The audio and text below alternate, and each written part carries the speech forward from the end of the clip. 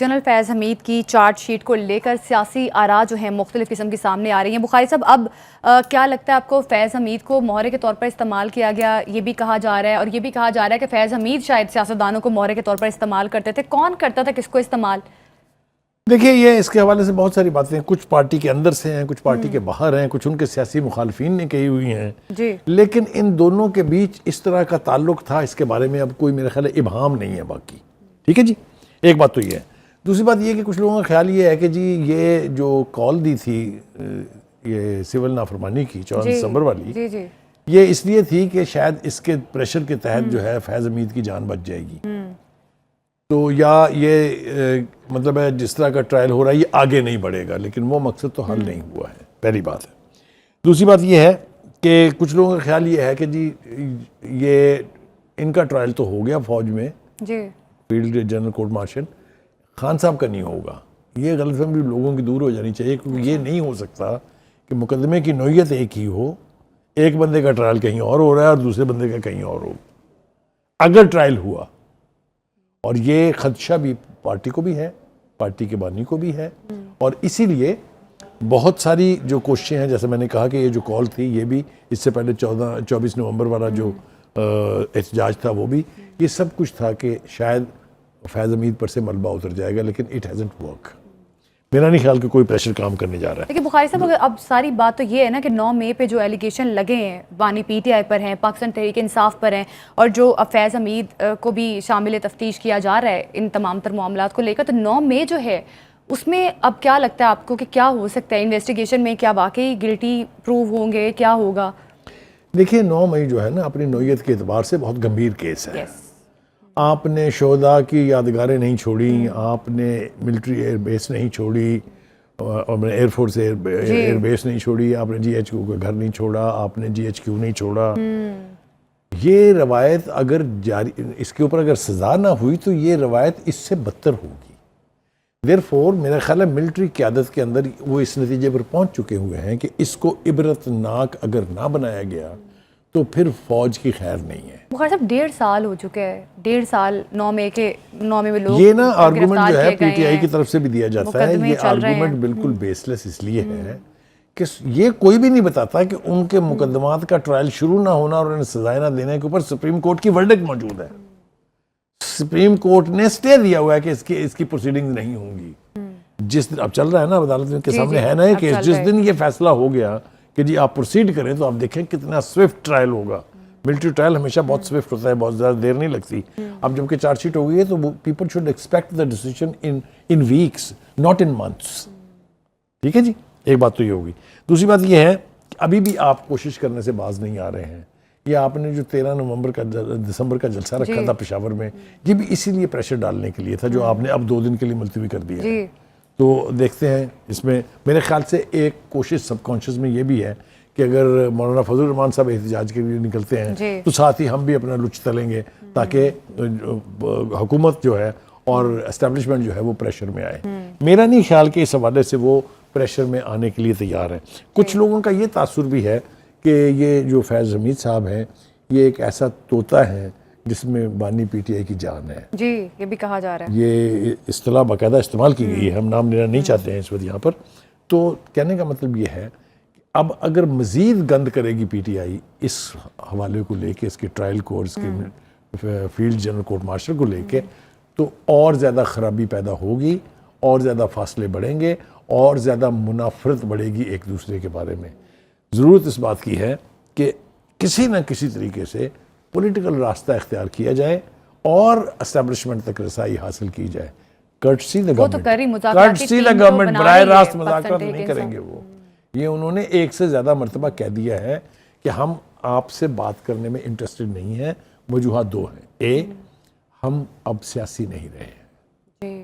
وجہ 2 کہ حکومت، الیکٹڈ حکومت قائم ہے، آپ اس کے تھرو آئیں۔ آپ اس کے تھرو آئیں گے تو ہم آپ کی بات بھی سنیں گے، حکومت کی بات بھی سنیں گے۔ مطلب کہنے کا یہ ہے کہ آپ کی وہ جو ڈائریکٹ عادت پڑی ہوئی ہے نا جرنیلوں کے ساتھ ڈائریکٹ کولیبریٹ کرنے کی، وہ عادت آپ ترک کر دیں گے۔ میسج بہت اسٹرانگلی اور بہت واضح طور پہ دیا جا چکا ہے۔ آج کے چارج شیٹ کے بعد ابھی پاکستان تحریک انصاف پر امید ہی نظر آ رہی ہے. ان کی جانب سے کہا جا رہا ہے کہ ہم بانی پی ٹی آئی کے اشارے کا انتظار کر رہے ہیں. دیکھیے یہ جو بیرسٹر صاحب ہے نا, یہ رہتے ہیں ایمکو کی دنیا میں, اچھا ایمکو کی جنت میں بستے ہیں, جو اصطلاح ہے. اس لیے کہ انہیں یا تو پتہ نہیں ہے کہ کیا ہو رہا ہے, یا پھر وہ اپنے فالوورز کو اور پارٹی کے لوگوں کو دھوکہ دے رہے ہیں. میرے خیال سے he is deceiving the party people. It is a serious trial, it involves so much in it کہ اس کے آپ آنے والے we don't have to wait for long time. ٹھیک ہے جی, ایک بات یہ ہے. دوسری بات یہ ہے کہ جو پرائم منسٹر صاحب ہیں انہوں نے بھی کہا ہے کہ یہ جو حکومت کے اوپر چڑھ دوڑنے کی ہر چند ہفتوں یا چند دنوں کے بعد یا چند مہینوں کے بعد کوشش ہے, اس نے پاکستان کی اکانومی کو نقصان پہنچایا ہے. وہ موقع ایسا چنتے ہیں جب کوئی ٹرننگ پوائنٹ ہوتا ہے پاکستان کی ہسٹری میں, چاہے وہ پریزیڈنٹ شی کی وزٹ ہو جو آنے والے تھے 2014 میں, دھرنا دے کے ضد کر کے اس راستے تک کو نہیں چھوڑا گیا. کہا گیا تھا ان سے کہ تھوڑا سا پیچھے لے جائیں تاکہ وزٹ ہو جائے, نہیں مان کے دیے وہ. پھر یہ آر سی او کی جو سمٹ تھی اس کا آپ نے دیکھ لیا, اس کے لیے بھی خالی کرنے کے لیے تیار نہیں, چڑھ دوڑے اسلام آباد کے اوپر.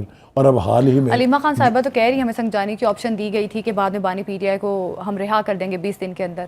دیکھیے یہ بشرا بی بی نہیں کہہ رہی ہیں, یہ بیان ہے علیمہ خان. جی علیمہ خان صاحبہ. ٹھیک ہے.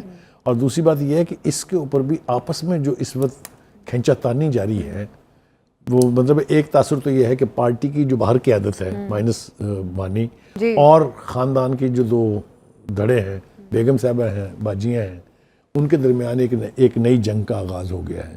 ایک دوسرے کے اوپر الزامات لگائے جا رہے ہیں, ایک دوسرے کو ذمہ دار ٹھہرایا جا رہا ہے.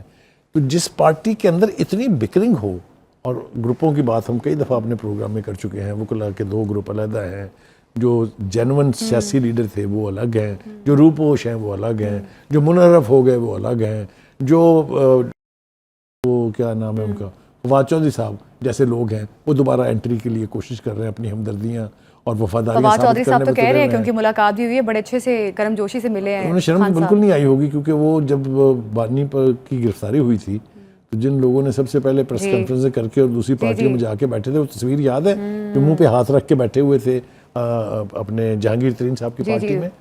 تو یہ چھوڑے, یہ لوگ جو ہے نا, ان کا پیندہ ویندہ کوئی نہیں ہوتا, یہ وہی مائیگریٹری برڈز ہیں جس کا کئی دفعہ ہم تذکرہ کر چکے ہیں. اس وقت میں تو نہیں سمجھتا کہ اس کا تذکرہ بھی ذکر بھی کرنا بہت ضروری ہے. تو دیکھتے ہیں کیا ہوتا ہے. لیکن پارٹی کے حالات ٹھیک نہیں ہیں. ایک طرف سے پریشر آ رہا ہے جس کا ہم ذکر کر چکے ہیں بڑی تفصیل کے ساتھ, اور دوسری طرف پارٹی جو ہے وہ حصے بکھروں میں تقسیم ہوئی ہے. تو اللہ ہی حافظ ہے پی ٹی آئی کا. اور پارٹی تو اب سول نافرمانی کی تحریک چلانے کے لیے بھی تیار ہے, مذاکرات نہیں ہوتے, جوڈیشل کمیشن نہیں بنتا, 9 مئی سے متعلق جو انویسٹیگیشن ہے وہ نہیں کرتا. تو پارٹی نے تو یہ طے کر لیا ہے تقریباً کہ ہم سول نافرمانی کی تحریک چلائیں گے. کس حد تک کامیاب ہو جائے گی پارٹی؟ سول نافرمانی کی تحریک ایک دفعہ تو انہوں نے 2014 کے دھرنے پہ چلائی تھی نا, وہ جلا کے بجلی کا بل, اپنی بجلی کٹوا لی بھائی نے, اور پھر 3 سال کے پیسے دے کے اور مزید رشوت دے کے بل دوبارہ لگوایا گیا. تو وہ تو پاکستان میں اس طرح سے سول نافرمانی کی تحریک نہ چلنے کا کوئی رواج پہلے ہے, اور نہ ہی میرا خیال ہے کوئی پڑھنے دے گا. یہ سول نافرمانی کون کرے گا؟ اپنے آپ کی ہر چیز کو سٹیک پہ ڈال کے کون باہر نکلے گا؟ آپ نے دیکھا نہیں کیا ہوا ہے, جو گرفتار ہوئے 1100 بندے, کون ہے والی وارث ان کا؟ اور جو اس سے پہلے 9 مئی میں پکڑے گئے تھے, ان کی چیخیں اور پکاریں ان کے گھر والوں کی سنتے ہیں آپ, ہم سناتے رہے ہیں اپنے پروگرام میں کئی دفعہ. تو ہوا کیا اس کا نتیجہ؟ 3 صوبے بالکل خاموش ہو کے بیٹھے ہوئے ہیں. ایک صوبے سے آپ لوگ لے آتے ہیں, کبھی اخوانی لے آتے ہیں, کبھی پیسے دے کے لے آتے ہیں.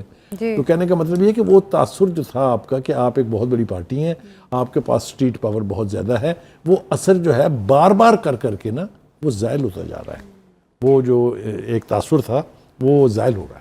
ٹھیک. اچھا بخاری صاحب, اس طرح لگ رہا ہے, بظاہر یہ لگ رہا ہے کہ پاکستان تحریک انصاف کی بنیادیں کھوکھلی ہوتی جا رہی ہیں دن بدن. جس طرح سے کبھی احتجاج کال دیتے ہیں, بری طرح سے ناکام, اب یہ تحریک کی بات بھی کی جا رہی ہے. اب آپ کو کیا لگتا ہے پاکستان تحریک انصاف کے پاس بچتا کیا ہے, کیا آپشن بچتا ہے؟ ان کے پاس صرف ایک ہی آپشن بچتا ہے کہ وہ اپنا پروپیگنڈا جو ہے خود ہی اس کے اوپر بلیو کرنا شروع کر دیں. جس طرح کسی نے سینکڑوں لاشیں گرا دیں, کسی نے 2078 گرا کے 7 کمپنسیشن بھی اناؤنس کرا دی. مطلب یہ کہ اس طرح کے لوگ کس جرت کے ساتھ پھر دوبارہ سکرین پہ آ کے بیٹھ جاتے ہیں. مطلب کھوسا صاحب سے کوئی پوچھے کہ بھائی صاحب تمہارے پڑھنے کچھ رہ گیا ہے اب باقی؟ جس طرح سے وہ مور لائل دین دا کنگ آپ نے اس دن وہ خطاب فرمایا تھا 3 چینلز کے اوپر بیٹھ کے, کوئی شرم ہوتی ہے. وہ خواجہ اعظم ٹھیک کہتے ہیں نا, کوئی شرم ہوتی ہے, کوئی حیا ہوتی ہے. خدا کے واسطے جھوٹ ایسا بولیں کہ آپ اگلے 2 گھنٹے میں نہ پکڑے جائیں. تو اگر اس کے اوپر آپ نے پارٹی چلانی ہے تو پھر گاڈ بلیس دا پارٹی. بالکل بانی پاکستان تحریک انصاف جو ہے وہ یہ کہہ رہی ہے کہ ہم اپنا لاہ عمل جو ہے تیار کر رہے ہیں, اور یہ بھی کہا جا رہا ہے کہ بانی پی ٹی آئی کی رہائی کے لیے سب متحد ہیں, کوئی ڈیوائیڈ نہیں ہے پارٹی میں.